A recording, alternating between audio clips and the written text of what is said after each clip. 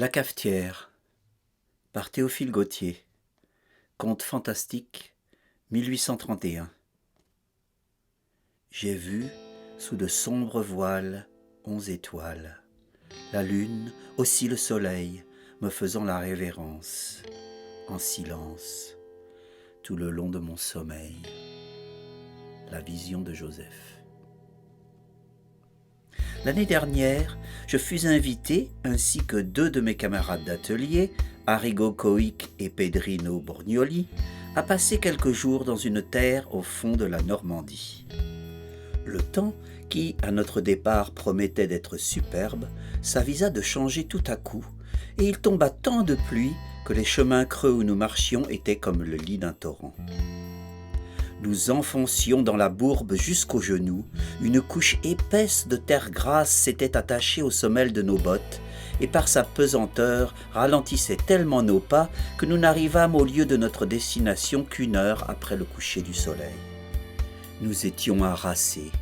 Aussi notre hôte, voyant les efforts que nous faisions pour comprimer nos bâillements à tenir les yeux ouverts, aussitôt que nous eûmes soupé, nous fit conduire chacun dans notre chambre. La mienne était vaste. Je sentis en y entrant comme un frisson de fièvre, car il me sembla que j'entrais dans un monde nouveau. En effet, l'on aurait pu se croire au temps de la Régence, à voir les dessus de portes de boucher représentant les 4 saisons, les meubles surchargés d'ornements de rocaille du plus mauvais goût et les trumeaux des glaces sculptés lourdement. Rien n'était dérangé. La toilette, couverte de boîtes à peignes, de houppes à poudrer, paraissait avoir servi la veille. 2 ou 3 robes de couleurs changeantes, un éventail semé de paillettes d'argent jonchaient le parquet bien ciré, et, à mon grand étonnement, une tabatière d'écaille ouverte sur la cheminée était pleine de tabac encore frais. Je ne remarquai ces choses qu'après que le domestique, déposant son bougeoir sur la table de nuit, m'eut souhaité un bon somme, et, je l'avoue, je commençais à trembler comme la feuille. Je me déshabillais promptement, je me couchais, et, pour en finir avec ces sortes de frayeurs, je fermais bientôt les yeux en me tournant du côté de la muraille. Mais il me fut impossible de rester dans cette position. Le lit s'agitait sous moi comme une vague, mes paupières se retiraient violemment en arrière. Force me fut de me retourner et de voir. Le feu qui flambait jetait des reflets rougeâtres dans l'appartement, de sorte qu'on pouvait sans peine distinguer les personnages de la tapisserie et les figures des portraits enfumés pendus à la muraille. C'étaient les aïeux de notre hôte, des chevaliers bardés de fer, des conseillers en perruque et de belles dames au visage fardé et aux cheveux poudrés à blanc, tenant une rose à la main. Tout à coup, le feu prit un étrange degré d'activité. Une lueur blafarde illumina la chambre, et je vis clairement que ce que j'avais pris pour de vaines peintures était la réalité. Car les prunelles de ces êtres encadrés remuaient, scintillaient d'une façon singulière. Leurs lèvres s'ouvraient et se fermaient comme les lèvres de gens qui parlent, mais je n'entendais rien que le tic-tac de la pendule et le sifflement de la bise d'automne. Une terreur insurmontable s'empara de moi, mes cheveux se hérissèrent sur mon front, mes dents s'entrechoquèrent à se briser, une sueur froide inonda tout mon corps. La pendule sonna 11 heures. Le vibrement du dernier coup retentit longtemps, et, lorsqu'il fut éteint tout à fait, « Oh non, je n'ose pas dire ce qui arriva, personne ne me croirait et l'on me prendrait pour un fou !» Les bougies s'allumèrent toutes seules.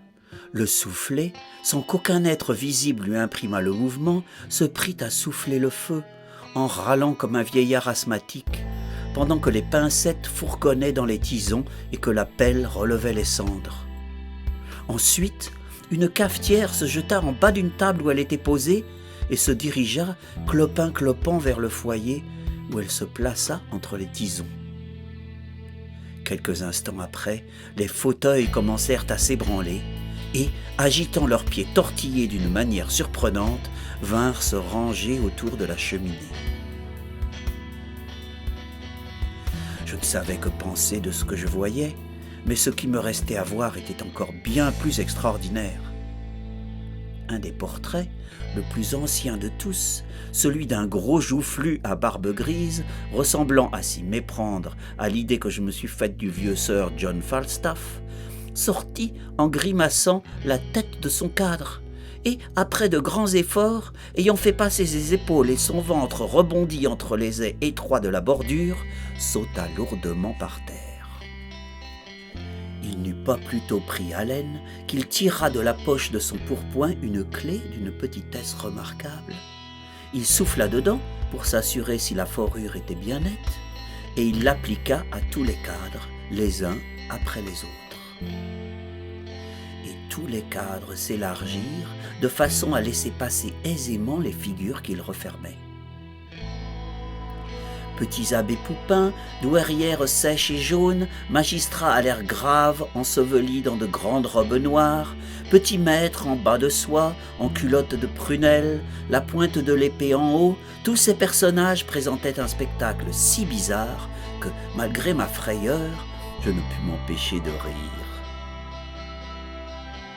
Ces dignes personnages s'assirent, la cafetière sauta légèrement sur la table. Ils prirent le café dans des tasses du Japon blanche et bleue qui accoururent spontanément de dessus un secrétaire, chacune d'elles munie d'un morceau de sucre et d'une petite cuillère d'argent. Quand le café fut pris, tasse, cafetière et cuillère disparurent à la fois, et la conversation commença, certes la plus curieuse que j'aie jamais ouïe, car aucun de ces étranges causeurs ne regardait l'autre en parlant, ils avaient tous les yeux fixés sur la pendule. Je ne pouvais moi-même en détourner mes regards et m'empêcher de suivre l'aiguille qui marchait vers minuit à pas imperceptibles. Enfin, minuit sonna. Une voix dont le timbre était exactement celui de la pendule se fit entendre et dit « Voici l'heure, il faut danser !» Toute l'assemblée se leva. Les fauteuils se reculèrent de leur propre mouvement. Alors, chaque cavalier prit la main d'une dame, et la même voix dit « Allons, messieurs de l'orchestre, commencez !» J'ai oublié de dire que le sujet de la tapisserie était un concerto italien d'un côté, et de l'autre, une chasse aux cerfs où plusieurs valets donnaient du corps. Les piqueurs et les musiciens, qui jusque-là n'avaient fait aucun geste, inclinèrent la tête en signe d'adhésion. Le maestro leva sa baguette, et une harmonie vive et dansante s'élança des deux bouts de la salle. On dansa d'abord le menuet. Mais les notes rapides de la partition exécutée par les musiciens s'accordaient mal avec ces graves révérences. Ainsi, chaque couple de danseurs, au bout de quelques minutes, se mit à pirouetter comme une toupie d'Allemagne. Les robes de soie des femmes, froissées dans ce tourbillon dansant, rendaient des sons d'une nature particulière. On aurait dit le bruit d'ailes d'un vol de pigeons. Le vent, qui s'engouffrait par-dessous, les gonflait prodigieusement, de sorte qu'elles avaient l'air de cloches en branle. L'archet des virtuoses passait si rapidement sur les cordes qu'il en jaillissait des étincelles électriques. Les doigts des flûteurs se haussaient et se baissaient comme s'ils eussent été de vif argent. Les joues des piqueurs étaient enflées comme des ballons, et tout cela formait un déluge de notes et de trilles si pressés et de gammes ascendantes et descendantes, si entortillées, si inconcevables, que les démons eux-mêmes n'auraient pu 2 minutes suivre une pareille mesure. Aussi, c'était pitié de voir tous les efforts de ces danseurs pour rattraper la cadence. Ils sautaient, cabriolaient, faisaient des ronds de jambes, des jetés battus et des entrechats de 3 pieds de haut, tant que la sueur, leur coulant du front et des yeux, leur emportait les mouches et le phare. Mais ils avaient beau faire, l'orchestre les devançait toujours de 3 ou 4 notes. La pendule sonna 1 heure. Ils s'arrêtèrent.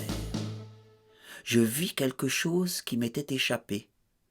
Une femme qui ne dansait pas. Elle était assise dans une bergère au coin de la cheminée et ne paraissait pas le moins du monde prendre part à ce qui se passait autour d'elle. Jamais, même en rêve, rien d'aussi parfait ne s'était présenté à mes yeux. Une peau d'une blancheur éblouissante, des cheveux d'un blond cendré, de longs cils et des prunelles bleues, si claires et si transparentes que je voyais son âme à travers aussi distinctement qu'un caillou au fond d'un ruisseau. Et je sentis que si jamais il m'arriva d'aimer quelqu'un, ce serait elle. Je me précipitai hors du lit, d'où jusque-là je n'avais pu bouger, et je me dirigeai vers elle, conduit par quelque chose qui agissait en moi sans que je puisse m'en rendre compte. Et je me trouvai à ses genoux, une de ses mains dans les miennes, causant avec elle comme si je l'eusse connue depuis 20 ans. Mais, par un prodige bien étrange, tout en lui parlant, je marquais d'une oscillation de tête la musique qui n'avait pas cessé de jouer. Et, quoique je fusse au comble du bonheur d'entretenir une aussi belle personne, les pieds me brûlaient de danser avec elle. Cependant, je n'osais lui en faire la proposition. Il paraît qu'elle comprit ce que je voulais, car, levant vers le cadran de l'horloge la main que je ne tenais pas, « Quand l'aiguille sera là, nous verrons, mon cher Théodore. » Je ne sais comment cela se fit. Je ne fus tellement surpris de m'entendre ainsi appelé par mon nom, et nous continuâmes à causer. L'heure indiquée sonna, la voix du timbre d'argent vibra encore dans la chambre et dit « Angela, vous pouvez danser avec monsieur si cela vous fait plaisir, mais vous savez ce qui en résultera. » « N'importe, » répondit Angela d'un ton boudeur, et elle passa son bras d'ivoire autour de mon cou. « Prestissimo » cria la voix. Et nous commençâmes à valser. Le sein de la jeune fille touchait ma poitrine, sa joue veloutée effleurait la mienne, et son haleine suave flottait sur ma bouche. Jamais de la vie je n'avais éprouvé une pareille émotion. Mes nerfs tressaillaient comme des ressorts d'acier. Mon sang coulait dans mes artères en torrents de lave, et j'entendais battre mon cœur comme une montre accrochée à mes oreilles. Pourtant, cet état n'avait rien de pénible. J'étais inondé d'une joie ineffable, et j'aurais toujours voulu demeurer ainsi. Et chose remarquable, quoique l'orchestre eût triplé de vitesse, nous n'avions besoin de faire aucun effort pour le suivre. Les assistants, émerveillés de notre agilité, criaient « Bravo !» et frappaient de toute leur force dans leurs mains, qui ne rendaient aucun son. Angela, qui jusqu'alors avait valsé avec une énergie et une justesse surprenantes, parut tout à coup se fatiguer. Elle pesait sur mon épaule comme si les jambes lui eussent manqué. Ses petits pieds qui, une minute auparavant, effleuraient le plancher, ne s'en détachaient que lentement, comme s'ils eussent été chargés d'une masse de plomb. « Angela, vous êtes lasse, lui dis-je, reposons-nous. » « Je le veux bien, répondit-elle en s'essuyant le front avec son mouchoir. Mais pendant que nous valsions, ils se sont tous assis, il n'y a plus qu'un fauteuil, et nous sommes deux. Qu'est-ce que cela fait, mon bel ange? Je vous prendrai sur mes genoux. » Sans faire la moindre objection, Angela s'assit, m'entourant de ses bras comme d'une écharpe blanche, cachant sa tête dans mon sein pour se réchauffer un peu, car elle était devenue froide comme un marbre. Je ne sais combien de temps nous restâmes dans cette position, car tous mes sens étaient absorbés dans la contemplation de cette mystérieuse et fantastique créature. Je n'avais plus aucune idée de l'heure ni du lieu. Le monde réel n'existait plus pour moi, et tous les liens qui m'y attachaient étaient rompus. Mon âme, dégagée de sa prison de boue, nageait dans le vague et l'infini. Je comprenais ce que nul homme ne peut comprendre, les pensées d'Angela se révélant à moi sans qu'elle eût besoin de parler, car son âme brillait dans son corps comme une lampe d'albâtre, et les rayons partis de sa poitrine perçaient la mienne de part en part. L'alouette chanta. Une lueur pâle se joua sur les rideaux. Aussitôt qu'Angela l'aperçut, elle se leva précipitamment, me fit un geste d'adieu et après quelques pas, poussa un cri et tomba de sa hauteur. Saisi d'effroi, je m'élançai pour la relever. Mon sang se fige rien que d'y penser. Je ne trouvais que la cafetière brisée en 1000 morceaux. À cette vue, persuadé que j'avais été le jouet de quelque illusion diabolique, une telle frayeur s'empara de moi que je m'évanouis.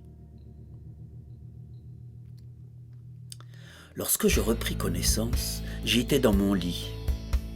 Arrigo Goïc et Pedrino Borgnoli se tenaient debout à mon chevet.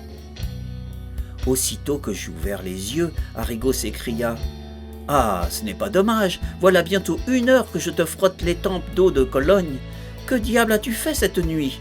Ce matin, voyant que tu ne descendais pas, je suis entré dans ta chambre et je t'ai trouvé tout du long étendu par terre, en habit à la française, serrant dans tes bras un morceau de porcelaine brisée, comme si c'eût été une jeune et jolie fille. » « Pardieu, c'est l'habit de noces de mon grand-père, dit l'autre en soulevant une des basques de soie fond rose à ramages verts. Voilà les boutons de strass et de filigrane qu'il nous vantait tant. Théodore leur a trouvé dans quelques coins et leur a mis pour s'amuser. Mais à propos de quoi t'es-tu trouvé mal ? Ajouta Borgnoli.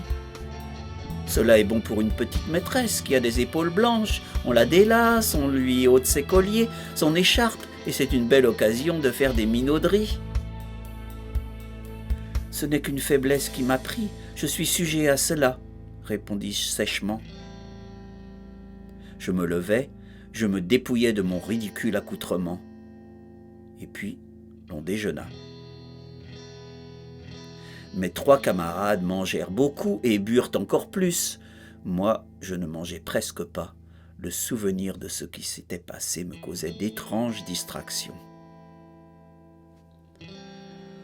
Le déjeuner fini, comme il pleuvait à verse, il n'y eut pas moyen de sortir. Chacun s'occupa comme il put. Borgnoli tambourina des marches guerrières sur les vitres, Arrigo et l'hôte firent une partie de dames, moi je tirai de mon album un carré de vélin et je me mis à dessiner. Les linéaments presque imperceptibles tracés par mon crayon, sans que j'y eusse songé le moins du monde, se trouvèrent représentés avec la plus merveilleuse exactitude la cafetière qui avait joué un rôle si important dans les scènes de la nuit. « C'est étonnant comme cette tête ressemble à ma sœur Angela, dit l'hôte, qui ayant terminé sa partie me regardait travailler par-dessus mon épaule. En effet, ce qui m'avait semblé tout à l'heure une cafetière était bien réellement le profil doux et mélancolique d'Angela. De par tous les saints du paradis, est-elle morte ou vivante ? M'écriai-je d'un ton de voix tremblant, comme si ma vie eût dépendu de sa réponse. Elle est morte il y a 2 ans, d'une flexion de poitrine à la suite d'un bal. Hélas, répondis-je douloureusement. Et retenant une larme qui était prête de tomber, je replaçai le papier dans l'album. Je venais de comprendre qu'il n'y avait plus pour moi de bonheur sur la terre.